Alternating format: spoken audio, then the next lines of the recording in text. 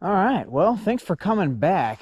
I figured I'd take you on a little trip back here in the woods. I got a couple trail cams set up, and we get a lot of action on the trail cams. I actually have a second channel now for just trail cams and pet videos. It's called Clyde Dog 72 Animal Channel. Pretty simple if you know this channel, easy to find. There'll be a link in the description. Please check it out. It's pretty neat. No commentary, not very exciting, but you can let your kids watch it. Just you know, chickens and dogs and deer on the trail cams. It's pretty cool. Also, with the trail cams, I like to set them up in spots where I'll be four-wheeling. So there'll be little flashes of me four-wheeling like you see on this channel, just on the trail cams. So, the Honda did a lot better than I thought it was going to do. I really underestimated the thing. It did well in the woods. And I hope you all liked the video. It was it's been a while since I've made a video, so I'm rusty. They'll get better. It was a bit of a challenge running around these woods, but I'll get in better shape and we'll get it better. Now, I could have gone ahead and got stuck and on purpose, and there's plenty of places, there's plenty of obstacles out here to still explore, but I needed to just get one under my belt. Guys, it's a trebuchet. You know what I'm saying?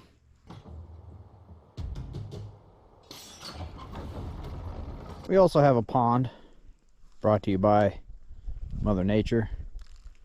We decided this tree needed to go and we needed a pond. Okay, so I have to get a video together for you guys this week. I got a couple options here, of course. This is all right. Okay, this one, Mercury here, that's the one I want to do next. But as the lineup goes, next to it, the Tan Explorer here, 96. It needs a transmission line patch and some wind in one of the tires, and it's pretty much ready to go. The Red Heap over here, it's got a massive fuel leak. By the way, both these Explorers run on 5 cylinders, losing compression. Old junk stuff. Again, doesn't need to be on the road. Also, no brakes in this thing, but that's far less of a concern. There's a lot of trees back there. I'm not going to get going that fast. Oh yeah, and out there in the back, the old Dodge Caravan. It runs and drives. It's needs a water pump pretty bad. It's got a lot of miles on it. It's pretty rusty, but might be good for a rally through the woods. I don't know yet. We'll see. We'll see.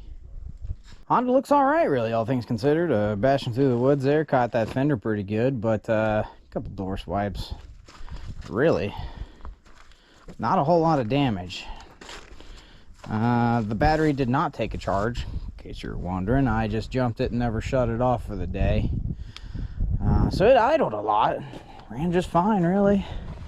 Doesn't use a lot of fuel, so I guess that's good.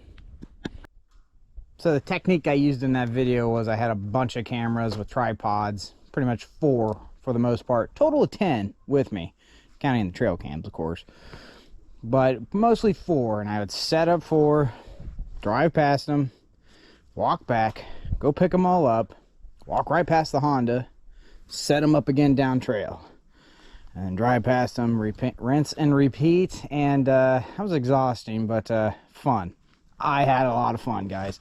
So I guess that's the technique moving forward. I think I will get better at it though. But yeah, look, she got a little muddy. Not too bad.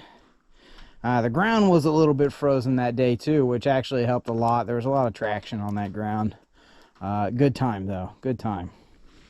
Now this will be an absolute disaster. And I know what you're saying. That's what you said about the Honda in the woods, and it did just fine. Well, this thing's too cool to be good. So basically what we got here, we'll start at the rear end.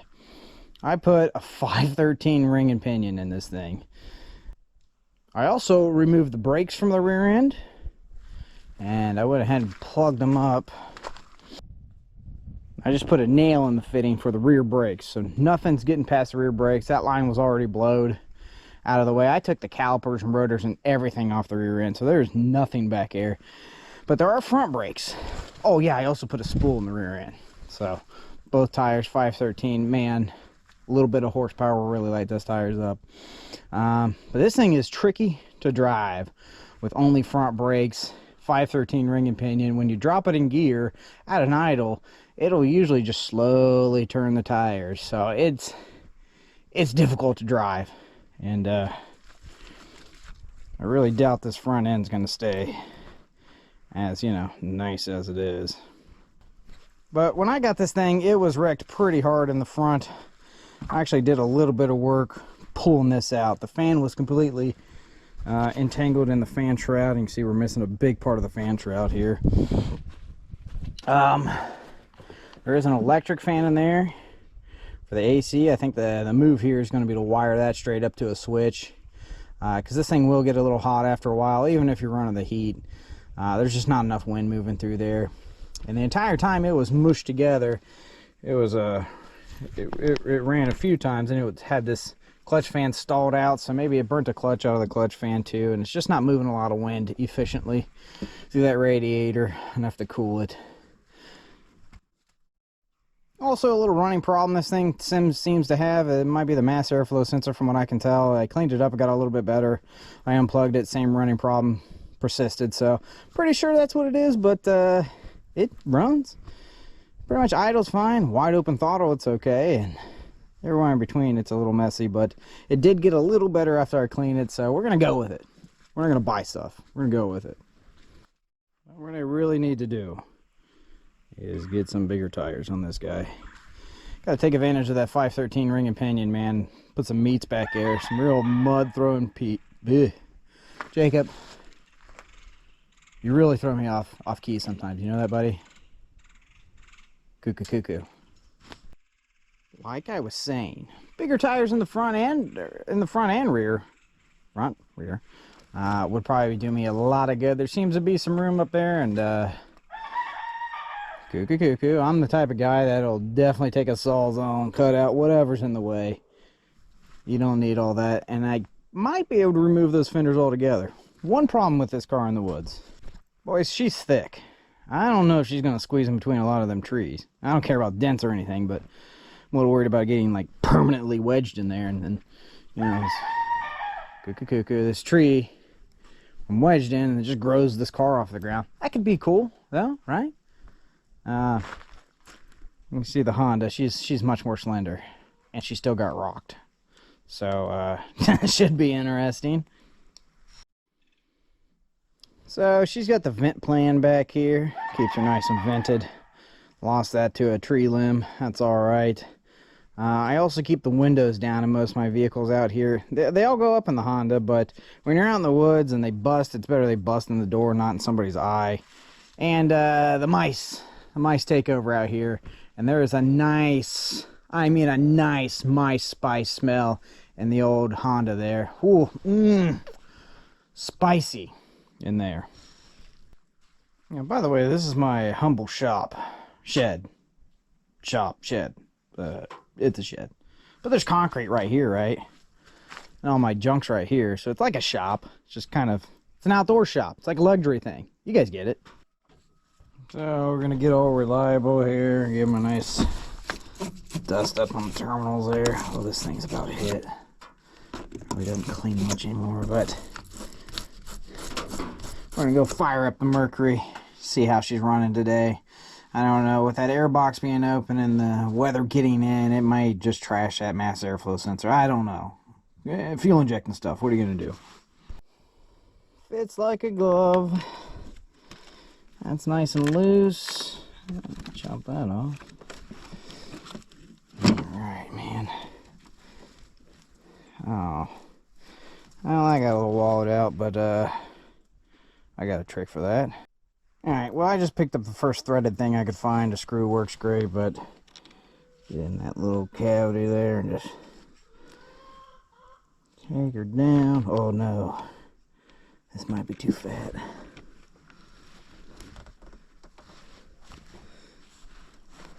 Just drill into it, alright? Oh heck. And just kind of twist her in there. It's not very tight, but it's going to start for today. Just a heads up, you know, if you do that on your positive, make sure nothing's hanging out and touching a negative or the hood. Gotta make sure you have enough hood clearance. In my case, the hood is It's over there. So that should be enough room. It won't arc out. Good, good. All right, let's crank her up. We got door chimes. Took out the old nose breaker there. Key? Oh, yeah, no problem. It's a sturdy old 4.6, I guess. 109,000 miles on it. Possibly running on 7, I don't know. Looks like it's got a little vibration.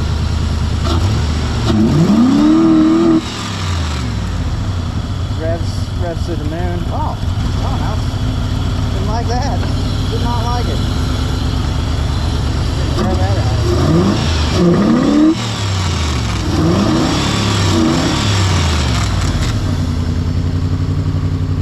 I think that's more steam than smoke, I hope at least. But it doesn't run great, but it does run. And with the 513 ring and pinion in it, we'll twist those tires up with 6 of the 8. So we're gonna have fun, guys. It's gonna be fun.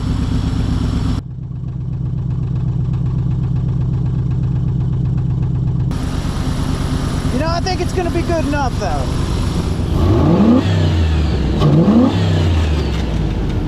I think I did get it clean enough. That's actually pretty good. I'm happy with that. So at the time I'm shooting this video, it's Monday. I like to get some tires rounded up. I'd like to get this video shot by Friday. I'll probably check in a couple more times between now and then in this vlog video. But I am going to be on the hunt for some tires. I have some in a far, far away land. I just need to go get them. Set of 31s might throw on there. But if I don't get to that, I could always just swap the tires off this red heap here. These are 235 75 15s. I believe those are like 205 15s. So actually a couple inches jump right there. Front and rear, that'd be a worst case scenario. That's what I'm going to do. But like I said, I got the 31s. If I can hunt down some 33s, geez, with a 513, I'd like to even go 35s. But you know, I'm not going to find those.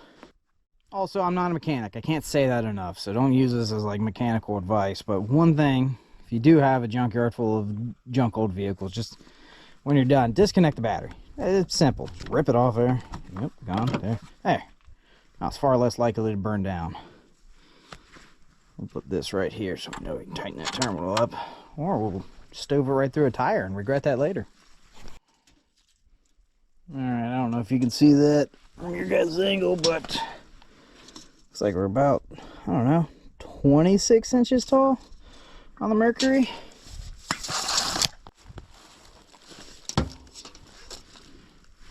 Okay, to about, looks like about 28 and a half. It's about right for a 235/75. So that's a pretty decent jump. It's another day. Getting back at it. So, been working a little bit off camera here, trying to get some things done. Took 2 of the tires off that one and 2 of the tires off this one. Now I got a full set of mismatched tires. Don't worry about that one, it'll air back up. This one, boy, that's the good stuff.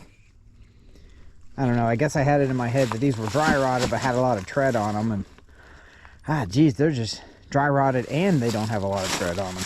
Look at the sidewall.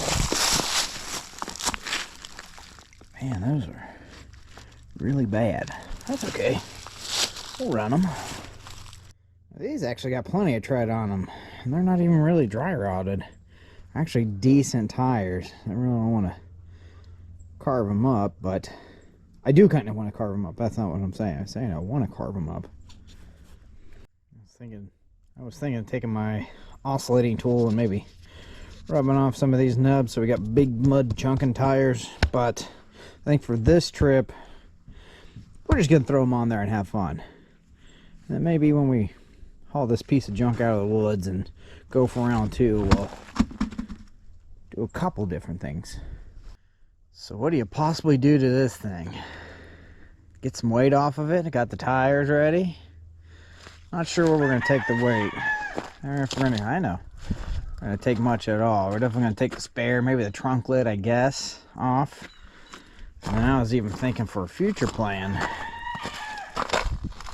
there's really no need for this car from here back. Just hack that whole thing off, be all nubbed up.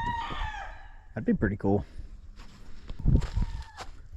Excuse me, sir. Excuse me. Trying to make videos. Okay. It's cool. You're in the video now. Yes, of course. Of course. In case you're unfamiliar from these Fords and an inertia switch, that's what this guy is. So if you're having too much fun, you're bashing around and she quits, you flick the old inertia switch, or just wire it up so it doesn't break anyways. All right, so we did the tires, and it looks, it's not a fashion contest. It looks. All right, there's a little tire comparison.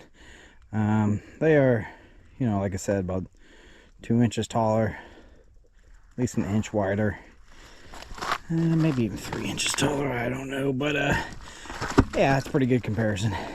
All right, the running problem came back. I'm not sure what it is, but here's the symptoms there. Woo!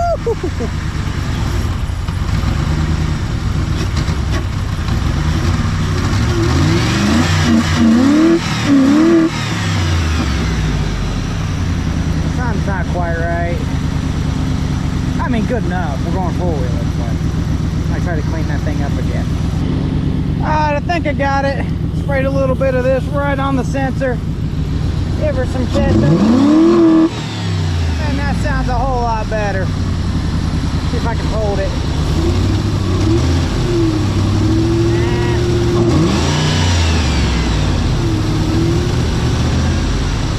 Definitely better.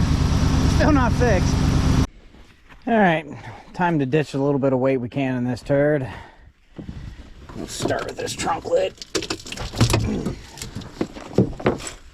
It's not very heavy, but every little bit counts, right? I think this is the shape it's going to go in. Probably just going to send this. Next time you see it, it'll be clumsily going down a trail, probably running badly, but, you know, crashing into trees and stuff, it should be cool.